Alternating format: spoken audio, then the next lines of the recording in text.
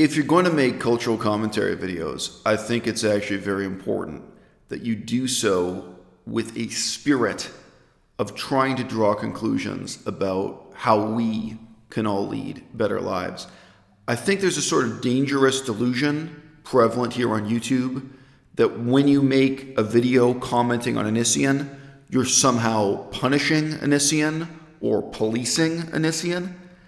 And yeah, that's not what this medium allows us to do at all. If Onision were really a space alien, if Onision were so far removed from us in our own desires and experiences, if there were nothing to reflect on in our own lives in the past tense or in the hypothetical future tense, there would be nothing to be learned from criticism or indeed condemnation of what it is he's been doing. There's a screenshot here of him making a fool of himself, where he's going out of his way to harshly castigate several women from his past, telling them that they ought to move on. My point in this video is to reflect very briefly on the fact that whether or not it's linked to our own love lives or romantic lives, you should never put yourself in this position of ordering others, deciding for others that it's time for them to move on. You said that I had photos of people between 12 and 17 in various states of undress on an old web forum. Although you forgot to mention that that web forum specifically said, do not post here unless you're 18 plus. Why do all of you forget to post the most? See, now who's the liar? You're saying that this exists on a forum that was heavily moderated and had a rule you can't post it unless you're 18 plus. Now let's go through to this example real quick. I'm going to guess 22 and they're 17. I'd say 29, probably. Whoops, no, 15. This girl looks about 19 and she's actually 14. Hypothetically, if Lainey wasn't in the picture, would Greg date you? I'll let you know in the video. But no guys, this is gonna be boring, because I would date most all these people if this situation made sense. He'd be much older than me, but oh wells. No, not oh wells. I mean, you're very pretty, but oh wells is worth nothing in prison. Oh look, a 9-year-old. Is anyone really wondering what my answer is? Finally, a woman closer to my age. Things Onision never says.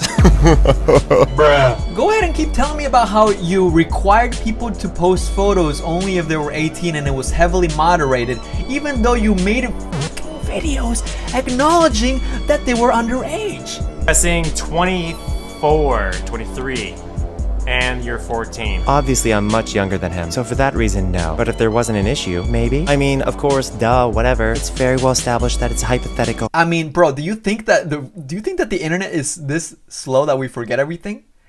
Does he think we forgot? Does he think that we forgot? This is someone who wants me to guess their age. There are over 198 pages. Oh boy. But I'm a big boy. 18? Wow. It's an honest mistake, police officer. I'm sorry. This one is 12? Nope. Sarah said, I won't sign the NDA unless you sleep with me. She did want to do the butt thing because it was something that had not been done before. Hold on. I need to get it. What's the butt thing?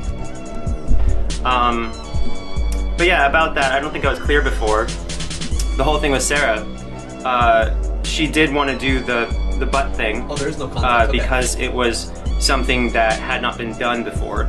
She had already had that with other people in the front, so she wanted to do it in the butt. And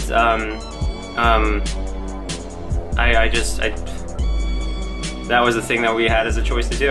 And when she was 18 and a half, and she had already said, you know, if you don't sleep with me, I'm not going to sign this NDA. That's what we did.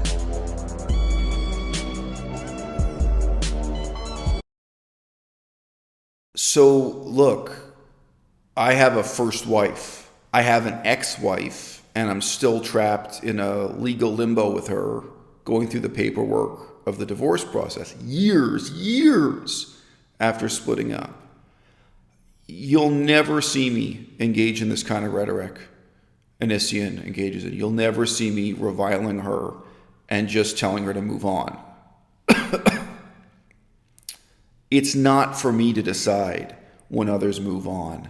And you know, people can be just as cruel when this is not of a romantic or sexual nature.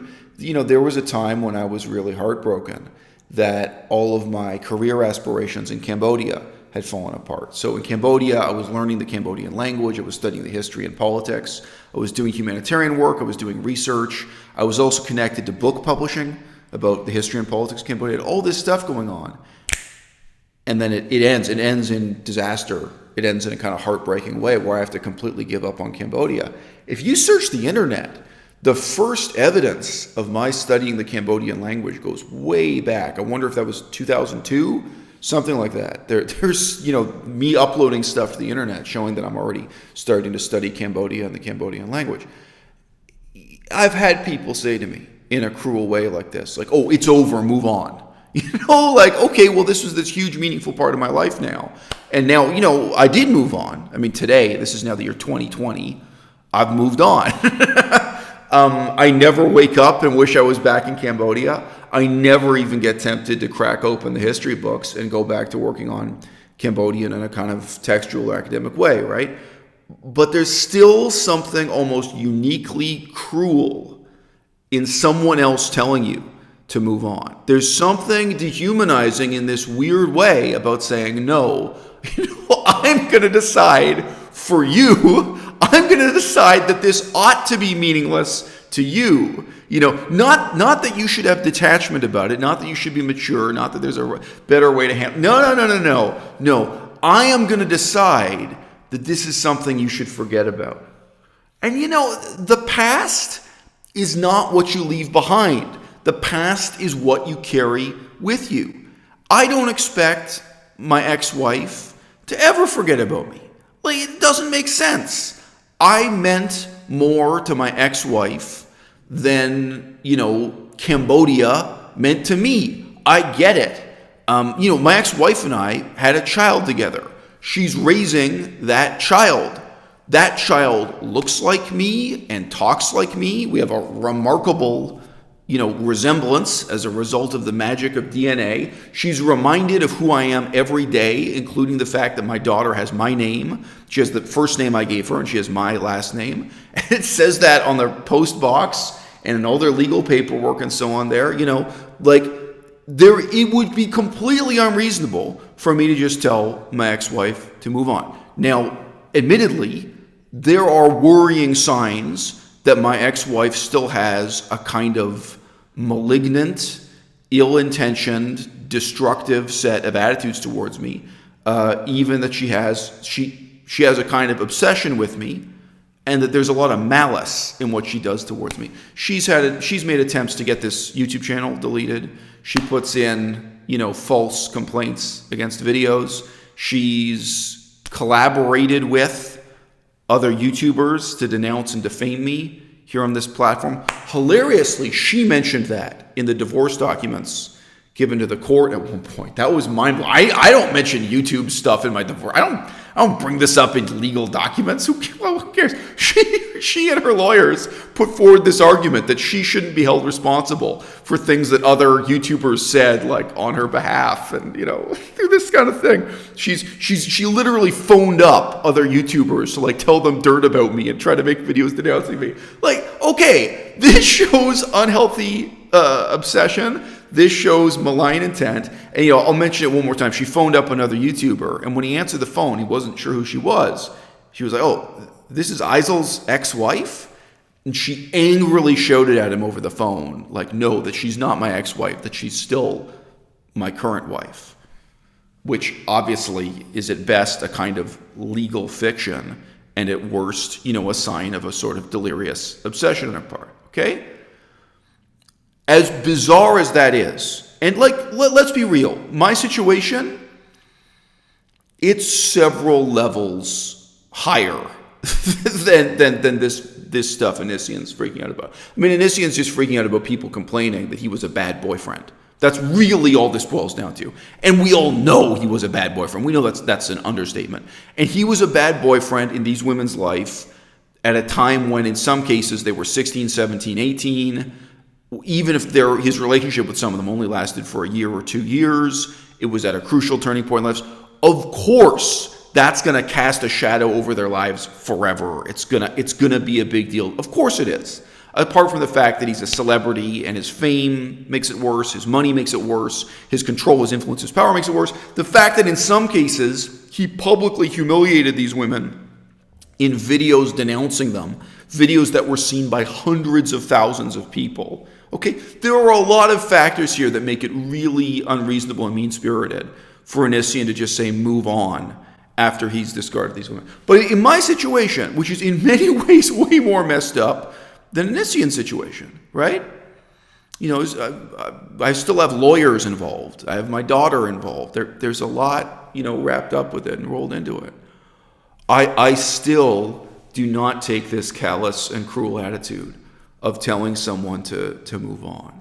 It's really not. Anytime you're tempted to do that, I'd really urge you in the audience to stop and reflect on what that means for you and what that means for the other person.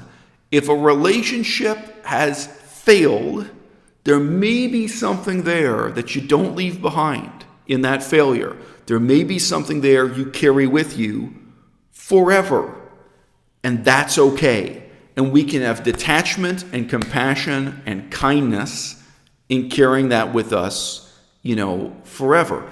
My dad got a woman pregnant. They were real young. I'm sorry, I forget if she was like 19 or 21 or what. This is back. My father also was young. He got a woman pregnant, and then they ended up giving the baby up for adoption when this woman figured out that like everything my father had told her was a lie, and he already had kids with other women, and like, you know, it was this horrible, horrible situation. Like, so that was the first child she ever had, right? Obviously, she's going to carry that with her for the rest of her life. I met her once, this woman who had a kid with my dad and gave the kid up for adoption. Like, obviously, you are going to carry that with you for the rest of your life. That's going to shape who you are and how you feel about the world in all kinds of ways that you yourself may spend the rest of your life reflecting on and examining. And there's nothing worse you can say to a person like that than hey, that was 10 years ago. Move on. Like, what are you? Okay, yeah, that was 10 years ago. So now the baby is 9 years old, being raised by some other family. 20 years later, it's never going to go away. 20 years later, it's always going to matter. It's always going to be meaningful. And you know, I mean, for me, Cambodia is not the most extreme example. But even then, I can say the role studying Cambodian as a language and my engagement with Cambodian history and politics, the role that had in my life, sure, there are some elements of that I leave behind, but there are some elements of that I carry with me forever, and that makes me who I am, for better and for worse. So that's it, guys. That's my message to you in the audience. In theory, it would be my message to Onision if you listen to anyone. But you've really got to stop and reflect profoundly on what it is you're doing and what it would mean for the other person